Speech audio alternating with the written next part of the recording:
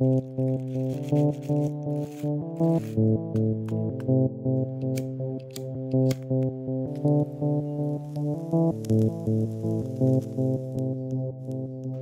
les enfants, bienvenue dans ce podcast, bienvenue dans ce Bédodo finalement, meilleur nom de la terre entière, franchement. Pourquoi ce nom ? Eh bien parce que tout simplement pour moi le Bédodo c'est un moment de réflexion intense, qu'on soit à deux ou qu'on soit tout seul.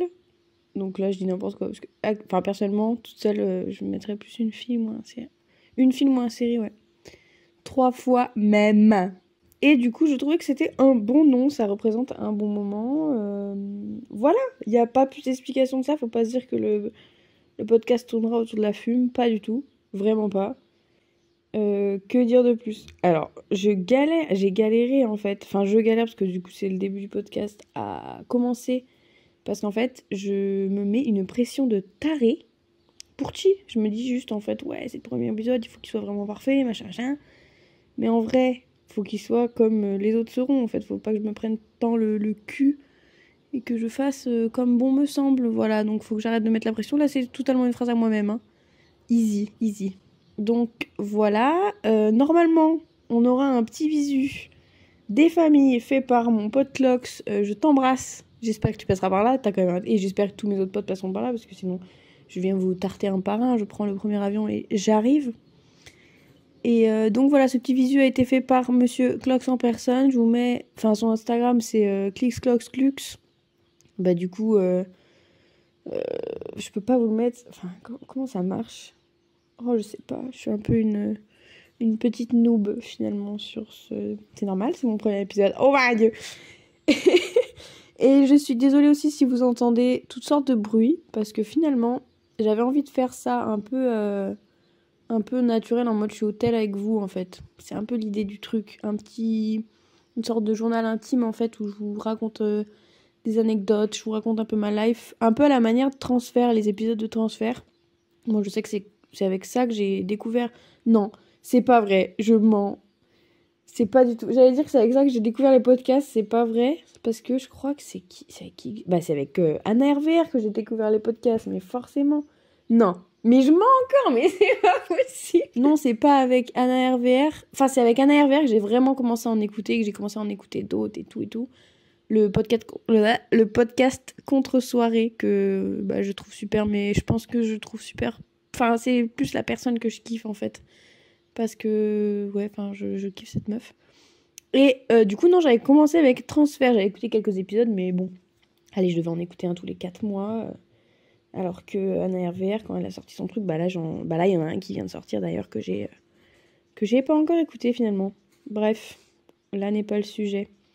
Du coup, voilà, donc l'idée c'est un petit journal intime, quoi, de partager mes doutes, mes réflexions surtout, mes conseils aussi. Ce serait quand même sympa si ça peut servir à quelqu'un, quoi. Je sais même pas que dire. En fait, non mais franchement, je suis vraiment une vieille pince. J'ai voulu... Donc là, en fait, je me positionne là dans mon canapé avec un document Word ouvert. Et j'ai commencé à écrire donc le titre du podcast, donc que vous avez vu du coup, j'imagine. J'ai écrit quoi ? Intro, présentation. Pourquoi le nom Bédodo ? Et c'est tout. Et là, je me dis, putain, mais avec quoi je vais enregistrer ? Je voulais enregistrer avec un micro que j'ai de quand je faisais des vidéos YouTube à l'ancienne, tu as compris.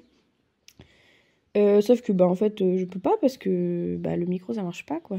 Je peux pas brancher sur mon bigot parce que c'est qu'une sortie, et sur mon ordi c'est pareil. Donc je me suis dit vas-y, je fais un essai juste en enregistrant avec mon bigot comique, tu vois. Et en fait je me retrouve à faire le podcast, je me retrouve à j'ai dit bonjour, et en fait je me suis lancée. Et ça fait déjà 4 minutes 57 que je parle. Mais quel désastre, putain. Bon du coup on va tenter le truc, hein. Ça se trouve, c'est celui que je vais sortir, on sait pas. Qui sait ? Vous savez, du coup. Donc alors aujourd'hui, le thème de cet épisode est, comme vous l'avez vu dans le titre, la course à la coolitude. Je trouvais que c'était une super introduction au podcast, parce que, en fait, ça peut englober tellement de trucs, la course à la coolitude. Je trouve que c'est exactement, we live in a society. Voilà. C'est totalement nous, en fait, on cherche toujours, je trouve, à être cool, à paraître cool, à vouloir appartenir à un groupe, à machin, blablabla. Mais je pense, bon, sans surprise, qu'il faut arrêter ces conneries, en fait. Il faut vraiment arrêter ces conneries. Et je pense, honnêtement, que les réseaux sociaux, mais ont, comment dire, aggravé le truc, mais un truc de narvalo. Vraiment, ils ont... Parce que maintenant, en fait, on prend tout en vidéo, on prend tout en... Voilà, pour publier, pour montrer, pour bien prouver que ça existait. C'est qui disait ça? Attends, j'avais entendu ça dans un... Ah encore Madame Anne Hervé, l'épisode qu'elle a fait sur Vivre pour les caméras. Mais c'est ça, en fait, c'est que... Maintenant, il y a plein de trucs qu'on fait. Et même moi, hein, franchement, je le vois, par exemple. Typiquement, le week-end dernier, j'ai fait une soirée avec mes potes pour tester des caisses pour une prochaine teuf. Bref, on s'en bat les couilles. Et j'étais là, donc j'ai attendu qu'il y ait la chanson que je kiffe, le son de ouf pour faire une vidéo. Puis du coup, j'ai pris la vidéo et après je l'ai regardée et j'étais là en mode ah non, elle me plaît pas, elle fait pas. Vas-y, nique sa mère. J'ai pas publié et du coup, après, genre, j'ai essayé de reprendre des vidéos pour que le mur de son il soit bien et qu'il machin et que ça fasse un peu cool et tout sur un son que je connais. Enfin bref, non, genre au final j'ai pété un câble, j'ai même pas mis de vidéo et en fait maintenant Instagram c'est un peu en train de me rendre marteau et je publie quasiment plus en fait. Genre vraiment je comprends pas en fait ce bail de je comprends pas comment on en est arrivé là en fait. Mais je pense quand même que, en dehors des réseaux sociaux, même si c'est quand même une grande partie, on a envie d'être cool, on a envie de mettre des photos de beaux de trucs. Par exemple, là, moi, aujourd'hui même, j'ai publié sur Insta Enero Dump. Bon, du coup, Enero Dump. Enfin bref, le January Dump, le janvier Dump. Enfin bref, vous avez compris. Et voilà, j'étais là en mode, vas-y, je vais trouver 6 photos super qui vont représenter mon mois, machin et tout. Et je fais ça chaque mois. Mais quand j'y pense, c'est vraiment, tiens, regardez, j'ai eu une vie et c'était bien et je me suis amusée ce mois-ci et machin. Putain, on s'en bat les couilles, hein, que genre, franchement, c'est ouf comment... Je sais pas. Mais pourtant, je me sens, pas, je me sens obligée, mais tu sais, j'ai quand même envie de... Vas-y, j'ai envie, tu vois, genre... Et je respecte tellement, j'ai un pote là, il a arrêté Instagram. Enfin, en fait, je m'en suis même pas rendu compte, il était jamais sur Insta. Mais il a vraiment supprimé son compte et tout. Et putain, je respecte tellement. Genre, en fait, j'aimerais bien me dire, vas-y, nique sa mère, en fait. Nique sa mère. Je me casse de ce truc de mort là qui casse les couilles, qui me prend tellement un temps pas possible à regarder les réels de mort là, putain. Mais en même temps, tu vois, enfin.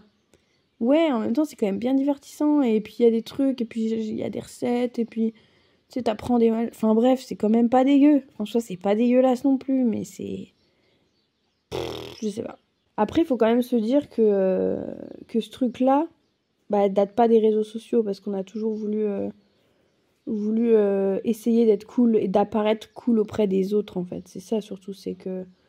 Je pense que c'est ce besoin d'être accepté et ce besoin d'être validé en fait pour avoir trouvé sa place finalement comme moi l'exemple le plus typique que j'ai pour vouloir être acceptée, c'est quand j'ai commencé à fumer des clopes vraiment enfin il y a pas je pense pas qu'il y ait d'exemple plus probant que ça. Est-ce que c'est le mot probant? Peut-être pas. En gros, j'ai commencé à fumer quand j'avais 13 ans.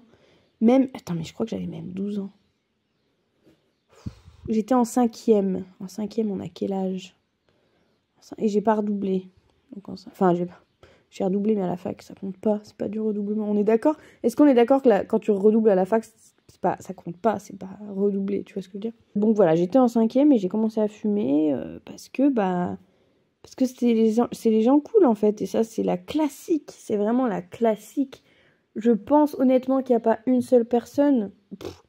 Ouais, non, franchement, j'en mettrais pas ma main à couper, mais presque. Qu'il n'y a pas une seule personne qui a commencé à fumer en se disant « Ah ouais, j'adore le goût. » Zinc, à quelle heure À quelle heure t'as jamais fumé de clope, tu tires une taf et t'es en mode oh putain, c'est meilleur qu'un cookie, quoi. Non, non, non. Franchement, vas-y, dites-moi s'il y en a un de vous qui... S'il y a quelqu'un qui m'écoute, dis-moi, Zinc, est-ce que toi aussi, tu... C'est comment? Après, en général, voilà, tu commences parce que c'est cool ou parce qu'on t'en propose une. Il y a peut-être ce truc de... Quand t'es un peu plus vieux... Oui, parce qu'en fait, moi, j'avais 12 ans, donc 12-13 ans, je buvais même pas d'alcool, tu vois. Et je faisais pas de soirée non plus. Mais il y a peut-être ce truc de commencer à fumer en soirée. Genre, t'es bourré et t'es en mode, vas-y, ça me donne envie, tu vois. Mais pareil, en fait, même si t'es bourré, tu peux pas trouver ça bon, je crois. Je sais pas. Donc oui, revenons à ce que j'en étais, parce que du coup, j'ai aucun script. Donc là, en fait, c'est juste moi qui papote dans le vide et qui me perd, en fait, voilà. Ça va être ça. Si vous... Putain, mais quel désastre. Si vous aimez les gens qui papotent dans le vide et qui se perdent et qui savent plus ce qu'ils étaient en train de dire, eh ben, je vous conseille de mettre 5 étoiles, 5 étoiles à ce podcast. Donc bref, je disais que oui, en fait, voilà, cette course à la couture, elle est là depuis toujours. Même moi, c'est cet exemple-là de la fume, c'est ça, mais même après. Même avant, je veux dire, parce qu'avant, qu'est-ce qu'on pourrait avoir comme exemple? Bah juste, tu vois, les fringues. Les fringues, t'as envie d'être... je sais pas, il y a un moment, par exemple, il y avait à la mode, c'était les Victoria.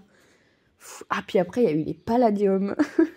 Qui se rappelle? J'espère qu'il y a des gens de ma... Bah oui, les zinzins. Si les zinzins, vous m'écoutez... Non, mais ils doivent même pas se rappeler, ces gros cons, c'est obligé. Bref. Bon, si quelqu'un m'écoute et se rappelle des Victoria, et après, il y a eu l'époque des Palladium, c'était la mode au collège. Voilà, c'est des trucs, on est petit, en fait, on a envie de... Mais remarque, ça, c'était après la clope, en fait.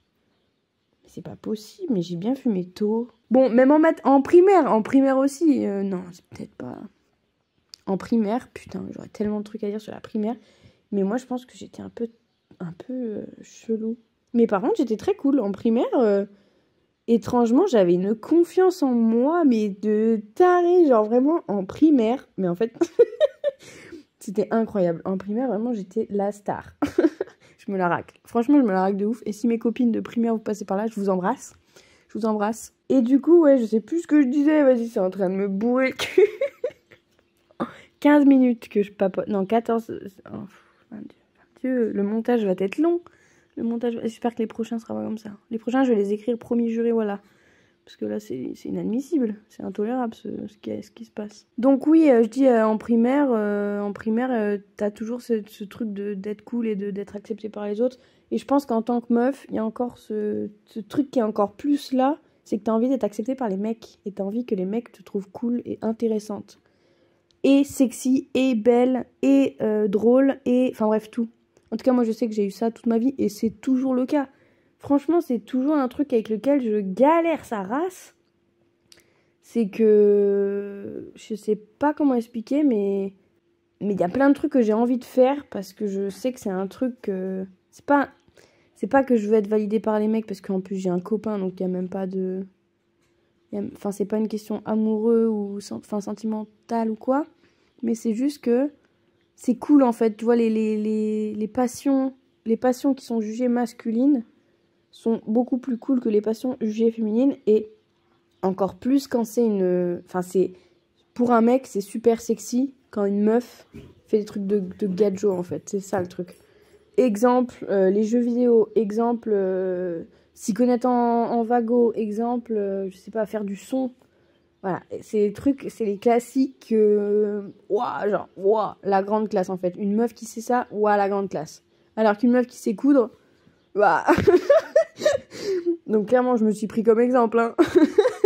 Mais vraiment pas ouf, vraiment pas ouf. Et ça, c'est chiant, genre, c'est casse-couille. Putain, c'est trop bien la couture, en fait. Bon, après, en vrai, tu vois, je dis ça, mais j'ai plein de garçons dans ma vie...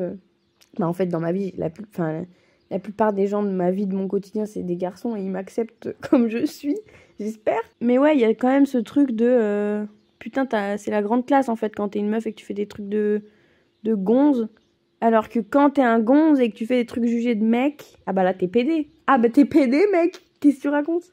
Et ça c'est aussi un gros problème, hein. Déjà rien que dire ce mot pédé, je m'excuse d'avance, hein. Mais putain c'est horrible.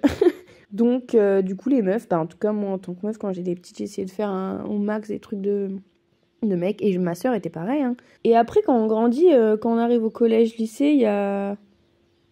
Bah, peut-être, il y en a, pour certains, c'est avant. Moi, notamment, c'était avant. Mais pour la plupart des gens, j'ai l'impression que là, il y a le truc de séduction qui arrive collège, lycée. Et là, bah là, c'est encore plus... là, c'est pas que tu veux juste être accepté, c'est que tu veux aussi qu'on s'intéresse à toi sentimentalement parlant. Parce que c'est cool, en fait, d'être en couple, d'avoir... c'est cool, c'est la grande classe, quoi. T'as fait le bisou, c'est ouf. Et du coup, c'est chiant. Parce que, en fait, c'est une question de mode, en fait. Tout ça, c'est tout des questions de mode.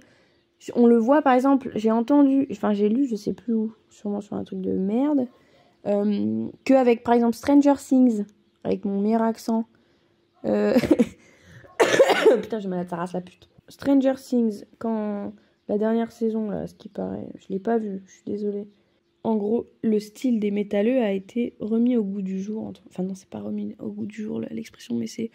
En gros, c'est redevenu tendance, quoi. Sauf que, bah, avant, bah, c'était des ploucs, entre guillemets. C'était des gens, qui étaient pas du tout acceptés, appréciés, machin. Comme avec Mercredi, que elle est gothique et maintenant, c'est trop la classe. Et voilà, sur TikTok, bon, j'ai pas TikTok, mais sur Insta, disons, je vois sur Insta.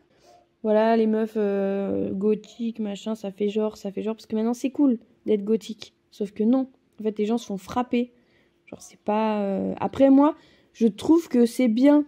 En fait, faut pas non plus le voir comme ouais, mais avant, on se faisait chier dessus, et maintenant, c'est devenu cool. Bah, sois content, du coup. Enfin, je comprends pas trop le but de... Faut pas non plus chier sur les gens qui trouvent ça cool maintenant. Mais faut plutôt se remettre en question sur les trucs qui sont toujours pas cool, en fait. Comme, je sais pas, qu'est-ce qui pourrait toujours être pas de cool. Être déguisé en clown, je sais pas, ça n'a aucun sens ce que je raconte. Mais vous voyez ce que je veux dire, j'espère. Un autre exemple, tous les Squeezie et Patin Couffin, quand ils étaient ados, c'était des petits geeks. Je pense pas qu'au collège, c'était les mecs les plus populaires, tu vois. Et au final, maintenant, bah, Théma comme ils sont bien, ces vieilles pinces. Après, en grandissant, en fait, plus on grandit et plus c'est un peu extrême.